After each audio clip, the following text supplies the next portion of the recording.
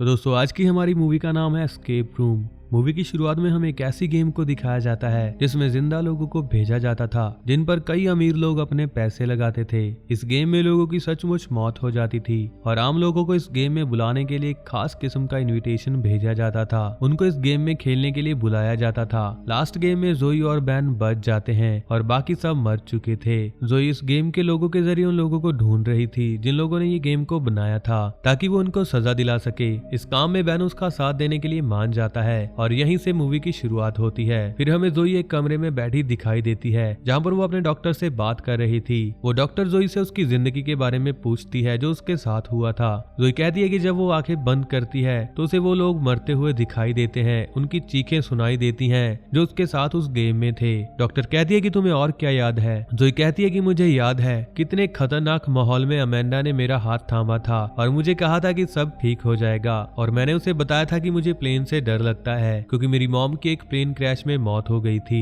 Doctor कहती है कि क्या वो तुम्हारी दोस्त थी? जोई कहती है कि मिनोस ने उसको मार डाला और बाकी सबको भी। डॉक्टर जोई को अपने न्यूयॉर्क वाले ट्रिप पर जाने के लिए कहती है और उसे कहती है कि हमें तुम्हें प्लेन में बिठाने के लिए क्या करना होगा। तो जोई कहती है कि मुझे यकीन होना चाहिए कि मिनोस ने जिन लोगों को मारा है उसकी सजा उसको मिल चुकी है, तब जाकर मुझे यकीन आएगा और तभी ये सब कुछ खत्म हो सकता है ताकि वो किसी और के साथ ऐसा ना कर सके जो हमारे साथ हुआ। जोई बैन से मिलती है और बैन को न्यूयॉर्क जाने के लिए कहती है। वो कहती है कि हम प्लेन में नहीं जाएंगे। वो गाड़ी से ही न्यूयॉर्क जाने के लिए चल पड़ते हैं। रास्ते में वो एक होटल में रुकते हैं। बैन को सपना आता है जिसमें जोई एक बाथरूम में लॉक हो जाती है और वो रूम धीरे धीरे छोटा होने लगता है जिससे डरकर बैन उठ जाता है। जोई उसे कहती है कि वो एक बुरा सपना था। नेक्स्ट मॉर्निंग ये लोग एक जगह पर पहुंच जाते हैं। जोई कहती है कि ये वही जगह होनी चाहिए जो मैंने फोटो में देखी थी। यहाँ पर वो एक आदमी को देखते हैं। वो आदमी जोई के क्लॉक को चुरा कर भाग जाता है। वो दोनों उसका पीछा करते हुए मेट्रो स्टेशन पर पहुंच जाते हैं। वो आदमी उनको बड़ी चालाकी से ट्रेन में बंद करने में कामयाब हो जाता है और ट्रेन चल पड़ती है। रास्ते में जोई को कुछ लोगों पर शक होता है जो उस ट्रेन में सफर कर रहे थे। जोई को लगता है कि कुछ गड़बड़ है और वो देखती है कि ट्रेन का तो ड्राइवर ही नहीं है। फिर अचानक उनका डब्बा बाकी ट्रेन से अलग हो जाता है और एक सुनसान जगह पर जाकर रुकता है। बैन कहता है कि मिनोस ने हमें ढूंढ लिया। वहाँ पर जो बाकी लोग थे वो बहुत डर जाते हैं और कहते हैं कि हमें यहाँ पर दोबारा नहीं आना चाहिए था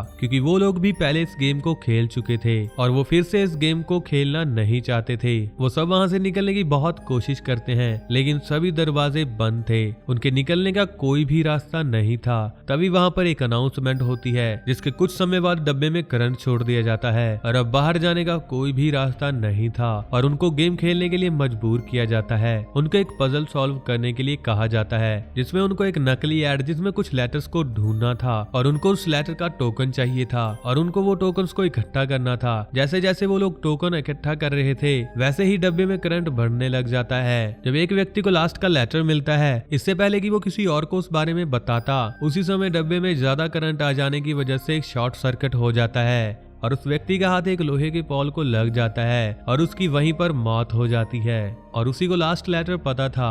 जोई एक जगह पर कुछ लेटर्स को चलते हुए देखती है जहाँ पर लिखा था वेलकम बैक। जोई समझ जाती है कि लास्ट वाले लेटर कौन से हैं और उसे लास्ट वाले लेटर का टोकन मिल जाता है और वो पजल को सॉल्व करने में कामयाब हो जाती है। उनके बाहर जाने के लिए एक रास्ता खुल जाता है और वो सब डब्बे से बाहर निकल जाते हैं। अब वो एक लिफ्ट में आ चुके थे जो कि उनको जमीन की गहराई में ले जा रही थी।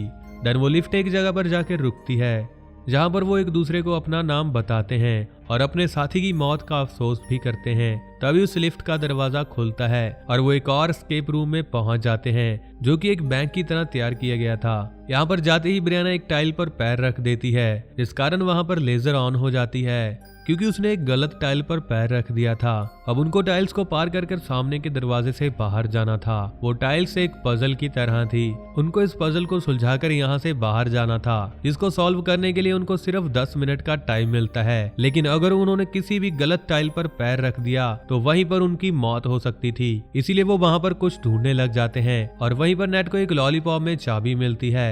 वो लॉलीपॉप को तोड़कर उस चाबी को निकाल लेता है। जोई और बैन सामने लगे लॉकर्स में चाबी लगाकर देखने लगते हैं। ब्रियाना को भी एक चाबी मिलती है और वो दूसरी साइड के लॉकर्स को खोलने की कोशिश करती है। बैन देखता है कि सभी लॉकर्स पर कुछ नंबर्स लिखे हुए हैं लेकिन एक लॉकर पर किसी का नाम सोनिया लिखा हुआ था।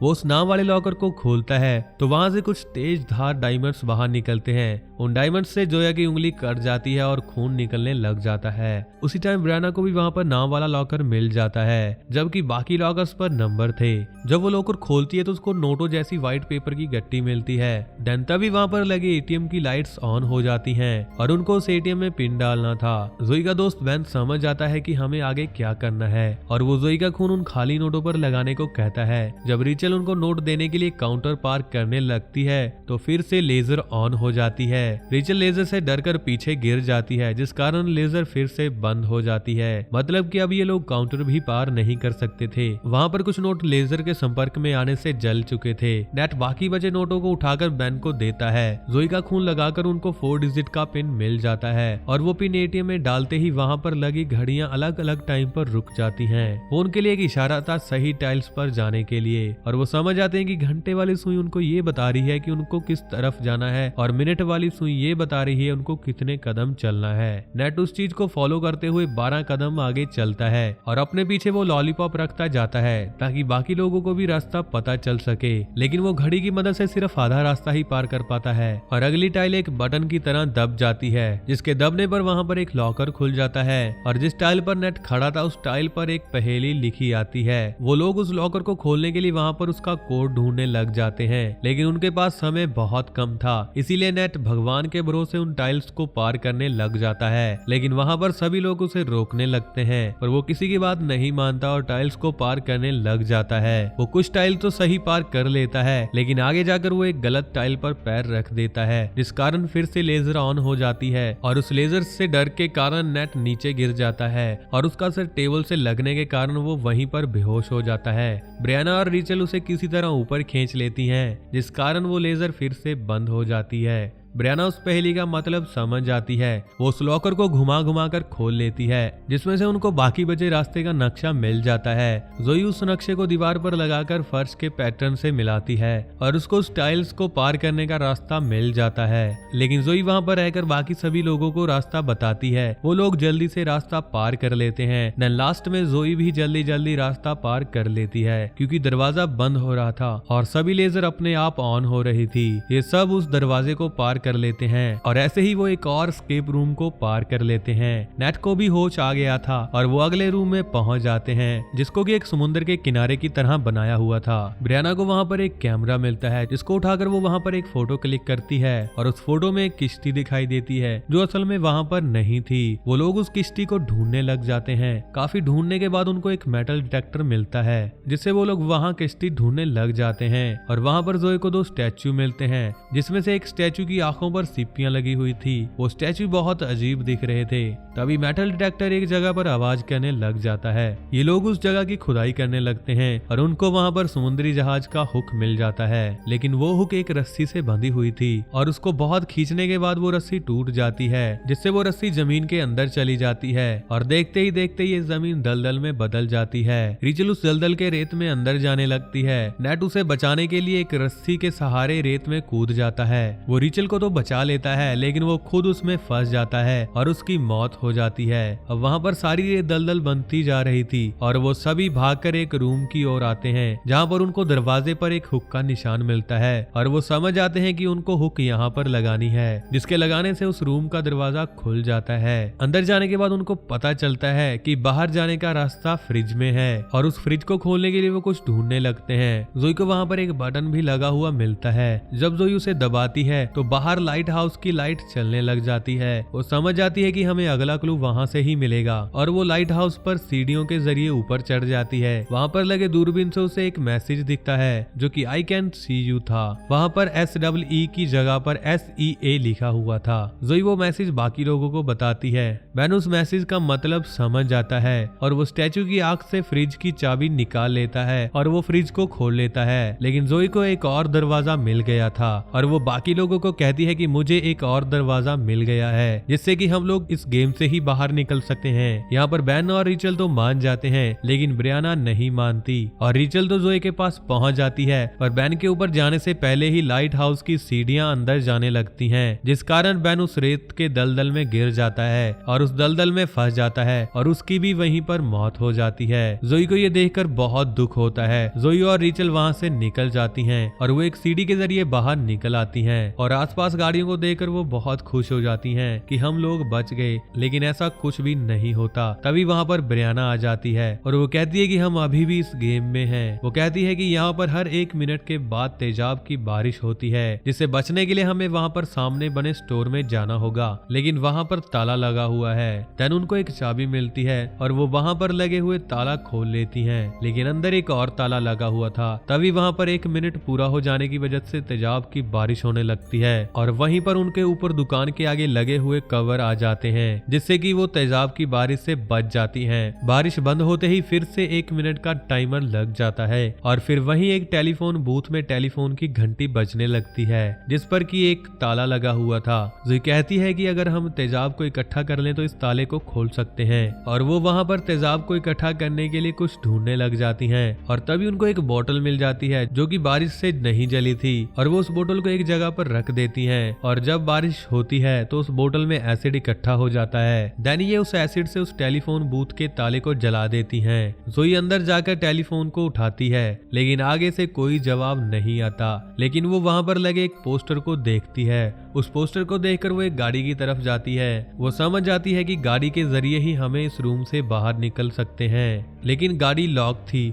और वो उसे खोलने के लिए वहाँ पर कुछ ढूंढने लग जाती है। तभी टाइम खत्म होने के बाद बारिश शुरू हो जाती है। टेलीफोन बूथ में एक छतरी होती है। रिचल जोया को वो छतरी दे देती है ताकि वो बारिश से बच सके, क्योंकि टेलीफोन बूथ में सिर्फ 2 लोगों की ही जगह थी। जोई देखती है कि एक पोस्टर में 3 अंगूठियां हैं। जोई उसको देखने के बाद रिचल को कहती है कि टेलीफोन की तीसरी घंटी बजने के बाद फोन उठाना। रिचल वैसे ही करती है और ऐसा करने के बाद वहाँ पर खड़ी गाड़ी का दरवाजा खुल जाता है। जोई भागकर उस गाड़ी में बैठ जाती है और बारिश से बच जाती है। तो रिचल और ब्रियाना भी उस गाड़ी में आने के लिए भागती हैं, लेकिन गाड़ी का दरवाजा लॉक हो जाता है और टेलीफोन बूथ का दरवाजा भी बंद हो जाता है। देन वहीं पर तेजाब की बारिश होने लगती है। जोया बहुत कोशिश करती है लेकिन कार का दरवाजा नहीं खुलता और ब्रियाना और रिचल की वहीं पर मौत हो जाती है। जोई जिस कार में थी उस कार की सीट खुल जाती है और वो एक दूसरे कमरे में पहुंच जाती है, जहां पर उसे एक बच्चे के खिलौने का सामान दिखाई देता है। जोई देखती है कि कुछ छोटे बॉक्सेस पर सोनिया लिखा हुआ था, जो कि उनको गेम के दौरान कई जगह पर लिखा हुआ मिला था। वहाँ पर एक बॉक्स पड़ा था जिसको जोई खोलती है। उसमें से उसको एक डायरी मिलती है जो सोनिया की थी। उसमें लिखा हुआ था कि मम्मी कहती थी कि जो लोग हमें छोड़कर चले जाते हैं वो अपने पीछे यादों का खजाना छोड़ जाते हैं। जोई सोचती है कि ये बात तो अमेंडा ने मुझे कही थी और उसी वक्त अलमारी से अमेंडा बाहर गिरती है, जिसे देखकर जोई बहुत हैरान होती है। जोई कहती है कि तुम तो मर चुकी थी, तो अमेंडा उसे बताती है कि मैं मरी नहीं थी, जो तुमने नहीं देखा वो नहीं हुआ। और अमेंडा जोया से माफी मांगती है और कहती है कि मुझे माफ कर दो, मैं मजबूर थी क्योंकि उन्होंने मेरी बेटी को किडनैप कर लिया है और मेरे पास कोई रास्ता नहीं था। जोई कहती है कि क्या ये गेम तुमने बनाई है? अमेंडा कहती है कि हाँ, और अब तुमको भी उनके लिए गेम बनानी होगी। प्लीज मान जाओ क्योंकि तुम सबसे अच्छी गेम बना सकती हो।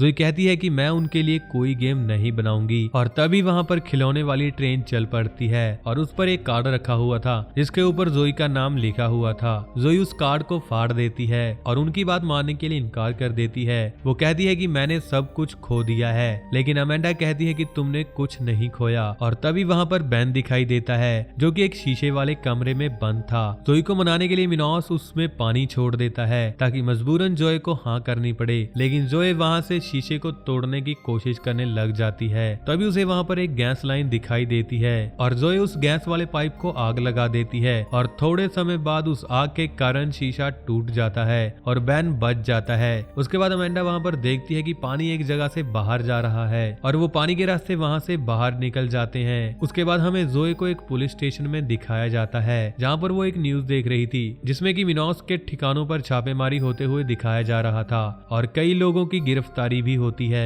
उसी समय बेन भी आ जाता है और कहता है कि हमने सचमुच मिनोस के खिलाफ सबूत ढूंढ लिए हैं। अमेंडा सारे सबूत पुलिस को देगी। अब जोए बेन को उसके साथ प्लेन में सफर करने के लिए पूछती है और बेन मान जाता है। उसके बाद हमें बेन और जोए को एक प्लेन में दिखाया जाता है। वहाँ पर जोए को कुछ अजीब लगता है कि हमने इतनी आसानी से मिनोस को कैसे हरा दिया और जोए वहाँ पर अपनी डॉक्टर को देखती है। जब वो उसके पास जाती है तो देखती है कि वो डॉक्टर नहीं थी। वहीं पर उसको उस डॉक्टर की बातें याद आती हैं जो उसने कही थी कि हमें तुम्हें प्लेन में बिठाने के लिए क्या करना होगा, और वो समझ आती है कि मिनोस ने हमारा पीछा अभी नहीं छोड़ा, मतलब कि वो अभी भी गेम में है। और तभी प्लेन में मिनोस के मैसेज फिर से सुनाई देने लग जाते हैं और यहीं पर मूवी एंड होती है। तो दोस्तों ये थी एस्केप रूम मूवी की कहानी। ये वीडियो आपको कैसी लगी इसके बारे में कमेंट सेक्शन में जरूर बताएं और ऐसी ही और मजेदार वीडियो देखने के लिए हमारे चैनल को सब्सक्राइब करना ना भूलें।